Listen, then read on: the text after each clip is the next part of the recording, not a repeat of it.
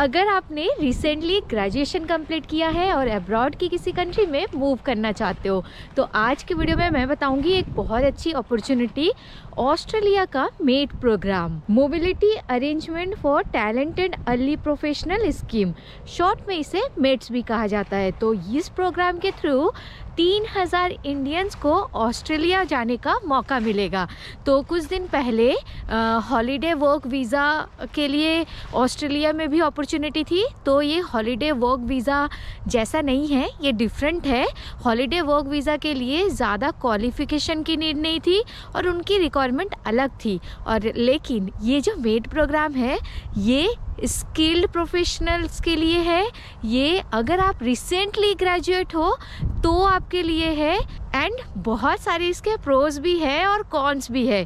तो सबसे पहले बात करते हैं कि आखिर ये प्रोग्राम है क्या। तो ऑस्ट्रेलिया एंड इंडियन गवर्नमेंट के बीच में एक एग्रीमेंट हुआ, जिस एग्रीमेंट के तहत स्टूडेंट्स जो इंडिया के कुछ लिस्टेड यूनिवर्सिटी से पढ़े हुए हैं वो ऑस्ट्रेलिया में जा सकते हैं एंड वहाँ पे जाके हाई डिमांडिंग सेक्टर में जॉब कर सकते हैं। तो आपको पहले से जॉब लगाने की नीड नहीं है। 3000 इंडियन को रैंडमली सिलेक्ट किया जाएगा एंड उसके बाद आप ऑस्ट्रेलिया में जा सकते हो और 2 साल के लिए वहाँ पे जाके काम कर सकते हो, या फिर आप अपना पोस्ट ग्रेजुएशन भी कंप्लीट कर सकते हो। और सबसे अच्छी बात यह है कि इस वीज़ा में आप अपने फैमिली को भी साथ लेके जा सकते हो। तो अगर एलिजिबिलिटी की बात करें तो आपका एज होना चाहिए 18 से 30 के बीच में। आप एक इंडियन नेशनलिटी की होना चाहिए, मीन्स आपके पास इंडियन पासपोर्ट होना चाहिए, प्लस आपको चाहिए होगा एक पैन कार्ड, क्योंकि इसका जो प्रोसेस है ना, प्रोसेस में सबसे पहले आपको वैलेट में एंट्री लेनी है। डिटेल हम थोड़ी देर बाद बात करेंगे। तो जब आप वैलेट में एंट्री लोगे ना तब आपको चाहिए होगा पासपोर्ट प्लस एक पैन की कॉपी। तो आपके पास पैन कार्ड भी होना चाहिए। काफ़ी सारे लोग आप क्वेश्चन करेंगे कि क्या मेरे पास आधार कार्ड है, पैन कार्ड नहीं है, क्या आधार कार्ड से हो सकता है? तो देखो इन्होंने ना एकदम स्पेसिफिक मांगा है कि पैन कार्ड ही होना चाहिए। तो पैन कार्ड एक रिक्वायर्ड डॉक्यूमेंट है। उसके बाद की एलिजिबिलिटी ये है कि आप रिसेंट ग्रेजुएट होना चाहिए। रिसेंट ग्रेजुएट का मतलब आपका ग्रेजुएशन ईयर लास्ट 2 साल में हो, उससे पुराना नहीं होना चाहिए। एंड आपका ग्रेजुएशन लिस्टेड यूनिवर्सिटी से होना चाहिए।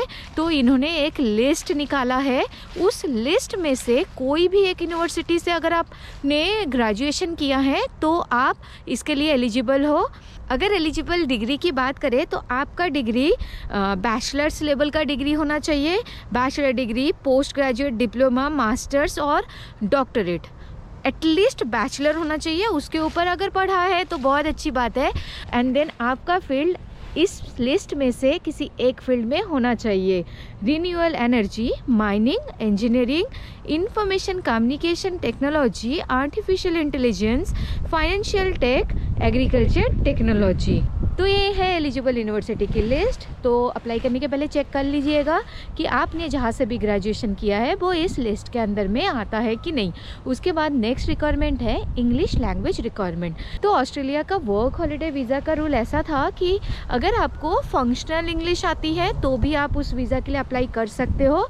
उसमें ऐसे इंग्लिश टेस्ट देने की नीड नहीं थी। कुछ ऐसे था कि एजुकेशनल क्वालिफिकेशन इंग्लिश में तो आपको IELTS देने की नीड नहीं है, बट इस वीज़ा के लिए आपको IELTS का स्कोर देना पड़ेगा। IELTS देना है ऐसा ही मैंडेटरी नहीं है, कोई भी एलिजिबल इंग्लिश टेस्ट का प्रूफ आप दिखा सकते हो। तो एलिजिबल इंग्लिश टेस्ट में ये 5 टेस्ट है।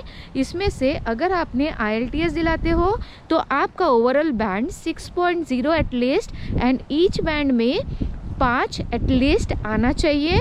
एंड अगर आप OET दिला रहे हो उस केस में आपका स्कोर एटलीस्ट C होना चाहिए फॉर ईच कंपोनेंट। अगर आप TOEFL दिलाते हो तो ओवरऑल स्कोर एटलीस्ट 64, PTE दिलाते हो तो overall band score at least 50 and each component में एटलीस्ट 36 होना चाहिए।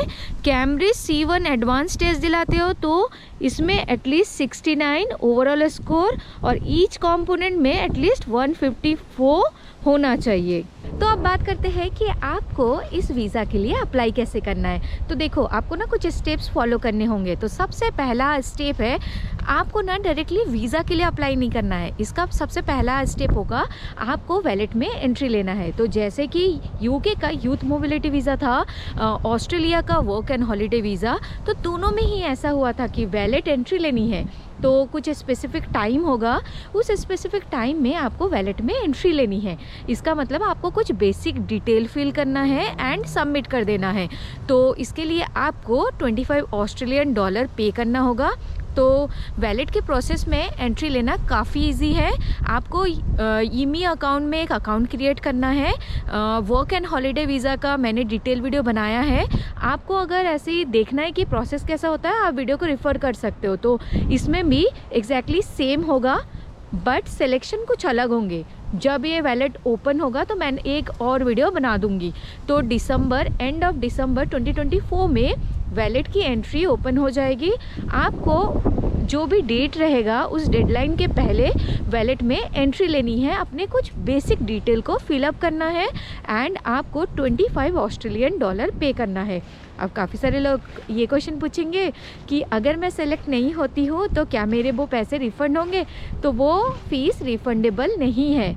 वैसे अच्छा ही है, क्योंकि क्या होता है ना, जो फर्स्ट लेवल का जो प्रोसेस है इसमें ना कोई क्वालिफ़िकेशन चेक नहीं होता है, इसमें बस रैंडमली 3000 लोगों को पिक किया जाएगा। तो कई बार ऐसा होता है, यूके की यूथ मोबिलिटी के केस में ऐसा हुआ था कि बहुत सारे लोग अप्लाई कर देते हैं जो जस्ट 10 पास है, 12 पास है, उनका नाम तो सेलेक्ट हो जाता है बट वो वीज़ा के लिए एलिजिबल नहीं होते हैं। यूके की इस केस में फ्री है यूथ मोबिलिटी वीज़ा, इसलिए सब अप्लाई कर देते हैं। बट एटलीस्ट 25 ऑस्ट्रेलियन डॉलर है, इसके चक्कर में लोग अपनी एलिजिबिलिटी चेक करेंगे एंड जो एलिजिबल है बस वही अप्लाई करेंगे। तो ये हो गया आपका पहला स्टेप, वैलेट में एंट्री लेना। एंड देन सेकेंड स्टेप में आपको मेल आएगा, तो वो जो सिलेक्शन ईमेल आएगा उसके बाद आपको विदिन 28 डेज में इस वीज़ा के लिए अप्लाई करना है। तो ऑस्ट्रेलिया में हर एक वीज़ा की ना एक कैटेगरी है, तो इस वीज़ा की कैटेगरी है सब क्लास 403। उसके बाद का नेक्स्ट स्टेप है कि आपको एक बार वीज़ा मिल गया तो जिस डेट को आपको वीज़ा ग्रांट होगा उसका एक डेट होगा, उस डेट से लेके विदिन 1 ईयर में आपको ऑस्ट्रेलिया जाना है। और अगर विदिन 1 ईयर में ऑस्ट्रेलिया नहीं जाते हो तो वो कैंसिल हो जाएगा। तो जिस दिन आप ऑस्ट्रेलिया पहुँचते हो उस दिन से लेके नेक्स्ट 2 ईयर्स तक आपका वीज़ा वैलिड होगा। तो एक और बात कि जब वैलेट में एंट्री लेते हो तो उस टाइम कोई भी क्वालिफ़िकेशन चेक नहीं होगा, बट अगर आप क्वालिफाइड हो तो ही अप्लाई करो, क्योंकि अगर आपका नेम सेलेक्ट हो गया और आप एलिजिबल नहीं रहे वीज़ा अप्लाई करने के लिए और वीज़ा अप्लाई कर दिया तो आपका वीज़ा रिजेक्ट हो जाएगा। अब बात करें प्रोस की कि आपको अप्लाई करना चाहिए कि नहीं, तो देखो ये स्पेसिफिक सेक्टर के लिए है। ये वीज़ा बस उनको प्रोवाइड किया जा रहा है जो हाई डिमांडिंग सेक्टर से अपना ग्रेजुएशन कंप्लीट किया प्लस टॉप यूनिवर्सिटी से।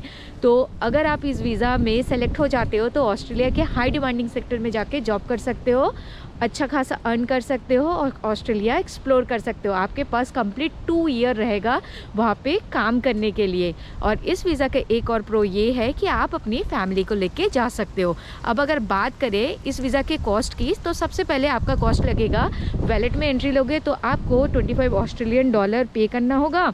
उसके बाद वीज़ा का फ़ी है 365 ऑस्ट्रेलियन डॉलर, ये आपके मेन एप्लीकेंट के लिए है। अगर आप अपने स्पाउस को किड को लेके जाना चाहते हो तो उसके लिए आपको एक्स्ट्रा भी पे करना होगा। अब बात करें कॉन्स की, तो इस वीज़ा को आप एक्सटेंड नहीं करा सकते हो। तो एक बार अगर आपको ये वीज़ा मिल गया मेट वीज़ा तो सेकेंड टाइम फिर से अप्लाई नहीं कर सकते हो। हाँ, आप दूसरे वीज़ा कैटेगरी के लिए आप ट्राई कर सकते हो, तो एक बार आपको 2 साल का एक्सपीरियंस हो जाएगा। तो ऑस्ट्रेलिया में काफ़ी सारे वीज़ा के ऑप्शन हैं, आप उस वीज़ा में भी स्विच करा सकते हो, आप दूसरे वीज़ा के लिए अप्लाई कर सकते हो। तो आई होप आपको ये वीडियो इन्फॉर्मेटिव लगा होगा।